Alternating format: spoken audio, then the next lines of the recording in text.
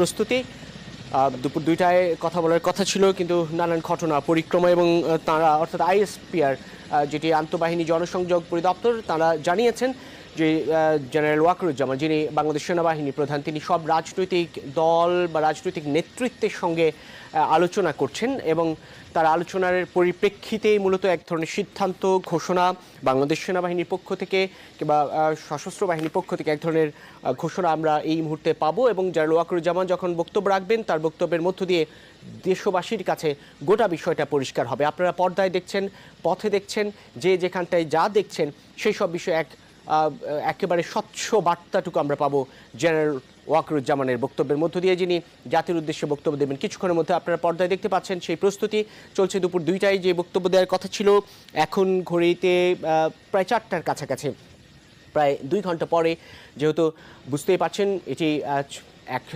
গোটা জাতির জন্য, গোটা দেশের জন্য, মানুষের জন্য এক বড় ধরনের সংকটময় মুহূর্ত। সেই সংকটময় মুহূর্তে এই বার্তা কিংবা এই বক্তব্য দেশবাসীর জন্য নিশ্চয়ই এক ধরনের শান্তির বার্তা নিয়ে আসবে, নিশ্চয়ই এক ধরনের দিক নির্দেশনামূলক। যেহেতু আইএসপিআরের পক্ষ থেকে বলা হয়েছিল সব রাজনৈতিক দল বা রাজনৈতিক নেতৃত্বের সঙ্গে আলাপ আলোচনার ভিত্তিতে জেনারেল ওয়াকারুজ্জামান সেনাবাহিনী প্রধান কথা বলবেন এবং কথা বলেছেন তিনি তাদের সঙ্গে। সেই সব পরিপ্রেক্ষিতে দেশের আগামী দিনগুলো কেমন হবে এক ধরনের বার্তা পাওয়া যাবে।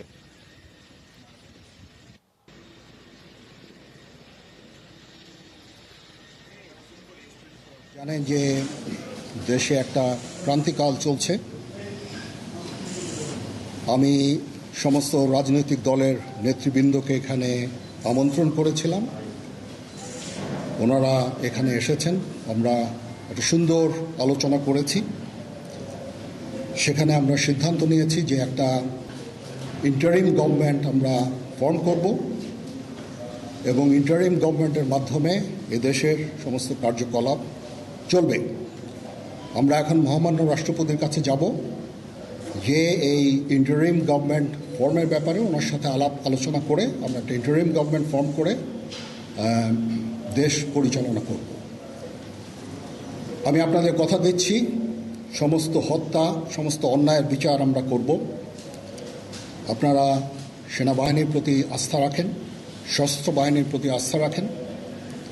আমি সমস্ত দায়িত্ব নিচ্ছি, আপনাদের জানমাল, এবং আপনাদেরকে আমি কথা দিচ্ছি যে আপনারা আশাহত হবেন না।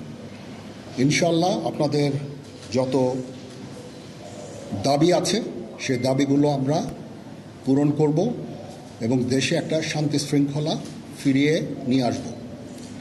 আপনারা আমার সাথে সহযোগিতা করেন, দয়া করে আর এই ভাঙচুর, হত্যা, মারামারি, সংঘর্ষ এগুলো থেকে বিরত হন। আমি নিশ্চিত যে আপনারা যদি আমার কথা মতো চলেন, আমাদের সাথে যদি একসাথে যদি কাজ করি আমরা, নিঃসন্দেহে আমরা একটা সুন্দর পরিণতির দিকে আমরা অগ্রসর হতে পারব। আপনারা দয়া করে আমাকে সাহায্য করেন। মারামারি করে এই সংঘাতের মাধ্যমে আমরা আর কিছু অ্যাচিভ করতে পারবো না, আর কিছু আমরা পাবো না। সুতরাং দয়া করে আপনারা সমস্ত ধ্বংসযজ্ঞ, সমস্ত অরাজকতা, সমস্ত সংঘর্ষ থেকে বিরত হন এবং ইনশাআল্লাহ আমরা সবাই মিলে একটা সুন্দর ভবিষ্যতের দিকে আমরা অগ্রসর হব। প্রতিটা হত্যার বিচার করা হবে, প্রতিটা অন্যায়ের বিচার হবে। আমরা আজকে সুন্দরভাবে কথা বলেছি, সমস্ত দলের প্রধান দলের নেতারা এখানে উপস্থিত ছিলেন। আমি ওনাদের ইনভাইট করেছিলাম এখানে। ওনারা ভেরি নাইস অফ দেম যে ওনারা এসেছেন, অ্যান্ড আমরা একটা সুন্দর আলোচনা করেছি এবং এই আলোচনাটা ফলপ্রসূ হবে বলে আমি মনে করছি এবং আমরা একটা সুন্দর একটা ইন্টারিম গভর্নমেন্ট ফর্ম করে আমরা দেশ পরিচালনা করব। মাননীয় প্রধানমন্ত্রী পদত্যাগ করেছেন এবং এখন একটা ইন্টারিম গভর্নমেন্ট ফর্ম করে আমরা আমাদের কার্যক্রম পরিচালনা করব। আপনারা একটু ধৈর্য ধরেন, আমাদের কিছু সময় দেন। ইনশাআল্লাহ আমরা সবাই মিলে সমস্ত সমস্যার সমাধান করতে সক্ষম হব। আপনারা আর এই সংঘাতের পথে যাবেন না এবং শান্তি শৃঙ্খলার পথে ফেরত চলে আসেন। আমাদের দেশের অনেক ক্ষতি হচ্ছে, অর্থ সম্পদের ক্ষতি হচ্ছে, জানের লোকজন মারা যাচ্ছে। তো এগুলো থেকে আপনারা বিরত হন এবং আমাদের সাহায্য করেন। আমি সমস্ত দায়িত্ব নিচ্ছি, আপনারা আমাকে সাহায্য করেন। সবাইকে ধন্যবাদ। আল্লাহ হাফিজ।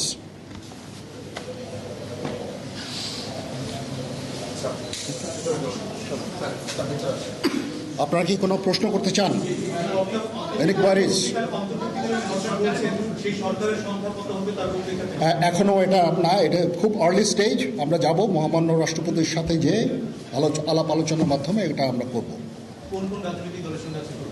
আজকে এখানে জামাতের আমির ছিলেন, আমাদের বিএনপির শীর্ষস্থানীয় নেতৃবৃন্দ এখানে ছিলেন, জাতীয় পার্টির নেতৃস্থানীয় নেতৃবৃন্দ এখানে ছিলেন, এবং সুশীল সমাজ, এবং এখানে ডক্টর আসিফ নজরুল উনি নিজেও ছিলেন এখানে, এবং উনি আমার সামনেই উনি সমস্ত ছাত্রদেরকে একটা সুন্দর বার্তাও দিয়েছেন, এবং আমি আশা করি যে ছাত্ররা সেই বার্তা শুনে ওনার কথা, ওনাকে সবাই শ্রদ্ধা করে, ছাত্ররা শ্রদ্ধা করে, ওনার এই বার্তা শুনে তারা এই পরিস্থিতি নিয়ন্ত্রণে নিয়ে চলে আসবে এবং আমরা একটা সুন্দর একটা পরিস্থিতির দিকে আমরা এগিয়ে যাব ইনশাআল্লাহ।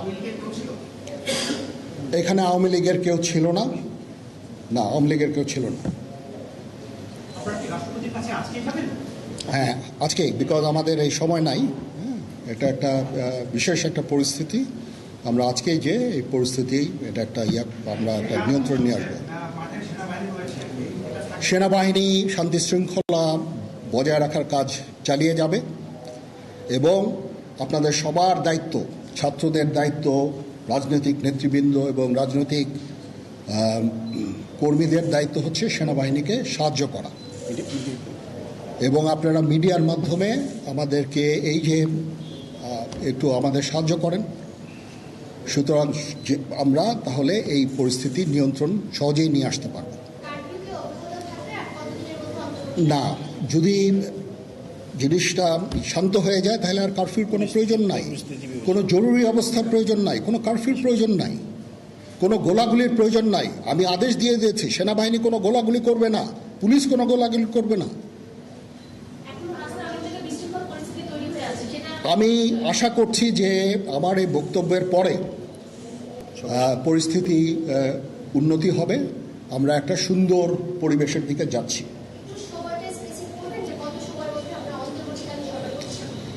আমরা এটা না, আমি আজকে রাতের মধ্যে একটা আমরা সলিউশনে যাওয়ার চেষ্টা করব, বাট আমাদের হয়তো 2-1 দিন সময় দিতে হবে। এটা আমরা এখনও এটা টু আর্লি। আমরা যাচ্ছি যে আমরা কথা বলবো মহামান্য রাষ্ট্রপতির সাথে, আমরা একটা সুন্দর সলিউশনে আমরা পৌঁছাবো।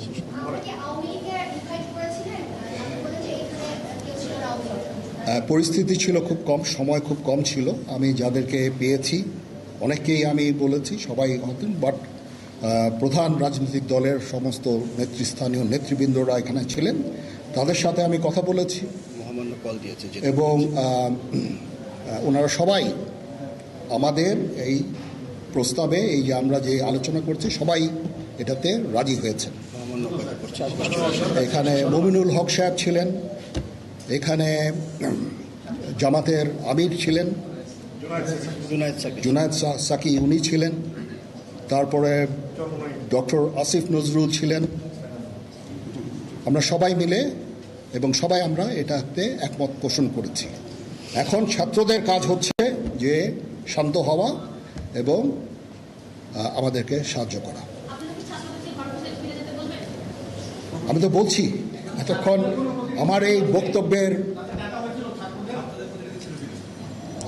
ছাত্রদের প্রতিনিধি বলতে আমি এখন ওনাদের কাউকে পাইনি। আমি ডক্টর আসিফ নজরুলকে রিকোয়েস্ট করেছি, যেহেতু ওনাকে ছাত্ররা শ্রদ্ধা করেন এবং উনিও একটা সুন্দর একটা ভিডিও মেসেজ উনি দিয়েছেন ছাত্রদের জন্য।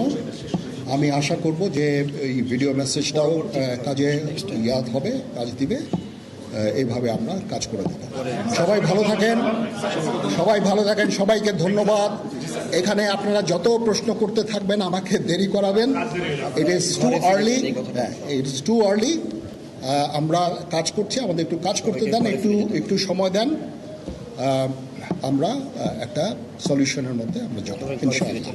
হ্যাঁ, আপনারা সবাই যারা আন্দোলনরত, যারা ছাত্ররা আছেন, আন্দোলনরত যত লোকজন আছেন, দয়া করে ঘরে ফিরে যান। সবাই ভালো থাকেন, আল্লাহ আমাদের মঙ্গল করুক। আল্লাহ হাফেজ।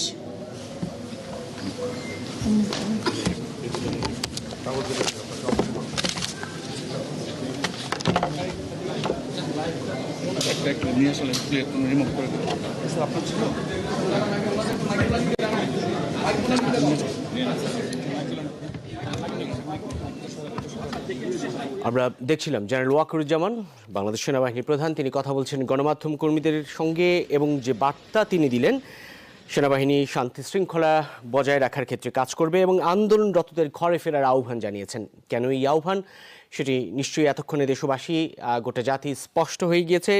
প্রধানমন্ত্রী শেখ হাসিনা পদত্যাগ করেছেন প্রধানমন্ত্রীত্ব পদ থেকে এবং রাষ্ট্রপতির সঙ্গে আলোচনা করে একটি ইন্টারিম গভর্নমেন্ট বা অন্তর্বর্তীকালীন সরকার গঠন করবেন এবং সেই প্রক্রিয়ার জন্য আজই রাষ্ট্রপতির সঙ্গে আলোচনা করবেন রাজনৈতিক দলের নেতৃবৃন্দ। যদিও ক্ষমতাসীন দল আওয়ামী লীগের যারা সর্বশেষ, এখন এই মুহূর্ত থেকে আর ক্ষমতাসীন দল বলা যায় না, আওয়ামী লীগের কোনো প্রতিনিধি ছিলেন না, কিন্তু জামায়াত ইসলামীর আমির ছিলেন, বিএনপির নেতৃবৃন্দ ছিলেন জাতীয় পার্টির নেতৃবৃন্দ, গণসংহতি আন্দোলনের জুনায়েদ সাকি, সুশীল সমাজের প্রতিনিধিরা এবং অধ্যাপক আসিফ নজরুল, যিনি এই আন্দোলনের শুরু থেকে শিক্ষার্থীদের সঙ্গে সংহতি প্রকাশ করেছেন, হত্যাকাণ্ডের প্রতিবাদ জানিয়েছেন এবং নানানভাবে নানান প্রক্রিয়ায় নানান আয়োজনে সরাসরি সম্পৃক্ত থেকেছেন এবং তিনি বিভিন্ন সভা সমাবেশে নানান ধরনের বক্তব্য রাখতেন ঠিকই, কিন্তু কোনোভাবে কোনো ধরনের সাংগঠনিক নাম বলা চলে একেবারে কোনো আন্দোলনে সরাসরি সম্পৃক্ত হয়ে যাওয়ার ক্ষেত্রে তিনি কখনো ভূমিকা রেখেছেন এমনটি সাম্প্রতিককালের ইতিহাসে নেই। কিন্তু তিনি এই আন্দোলনে শুরু থেকে সোচ্চার ছিলেন। ডক্টর আসিফ নজরুল, তার সঙ্গেও কথা হয়েছে এবং তিনি শিক্ষার্থীদের উদ্দেশ্যে একটি ভিডিও বার্তা দিয়েছেন এমনটি জানিয়েছেন সেনাপ্রধান। এবং সেনাপ্রধান যেটি বলেছেন, শুরুতেই দেশে ক্রান্তিকাল চলছে এবং রাজনৈতিক দলগুলোর সঙ্গে আলোচনা করে অন্তর্বর্তীকালীন সরকার গঠন করা হবে, সেই ঘোষণা দিয়েছেন তিনি দেশবাসীর উদ্দেশ্যে। এবং সেই অন্তর্বর্তীকালীন সরকারের অধীনেই মূলত দেশ পরিচালনা করা হবে এবং সাম্প্রতিক সময়ে যেই ঘটনাগুলোর পরিপ্রেক্ষিতে গোটা দেশ মূলত বিক্ষুব্ধ হয়েছে, গোটা দেশ বিক্ষোভ করেছে, গোটা দেশে উচ্চারিত হয়েছে সরকার পদত্যাগের দাবি, সেই হত্যাকাণ্ডগুলো বা সমস্ত হত্যা অন্যায়ের বিচার করা হবে এমনটি স্পষ্ট করেছেন সেনাপ্রধান। জানমাল রক্ষা করা হবে এবং আশাহত হবে না দেশবাসী, জনগণ, সেই কথা বলেছেন তিনি। আমরা প্রধানমন্ত্রীর কার্যালয়ে যাচ্ছি। আপনারা দেখতে পাচ্ছেন বাংলাদেশের প্রধানমন্ত্রীর কার্যালয়, যেখানটায় বলা চলে আনুষ্ঠানিকভাবে এই ঘোষণার আগেই, সেনাপ্রধানের এই ঘোষণার আগে তিনি পদত্যাগ করেছেন শেখ হাসিনা এবং এখন এই মুহূর্তে এই বাংলাদেশের প্রধানমন্ত্রীর কার্যালয়ে গণমাধ্যম কর্মীরা প্রবেশ করছে।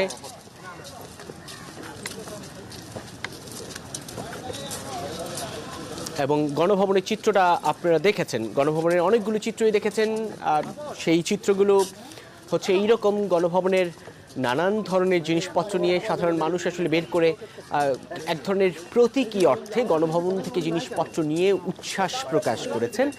এবং সেই সঙ্গে আমরা দেখেছি হেলিকপ্টার গাড়ি, বাংলাদেশের সর্বশেষ প্রধানমন্ত্রী শেখ হাসিনা কীভাবে গণভবন ছেড়েছেন, কিভাবে দেশ ছাড়ার উদ্যোগ নিয়েছেন, সেই ছবিটিও আপনারা দেখেছেন।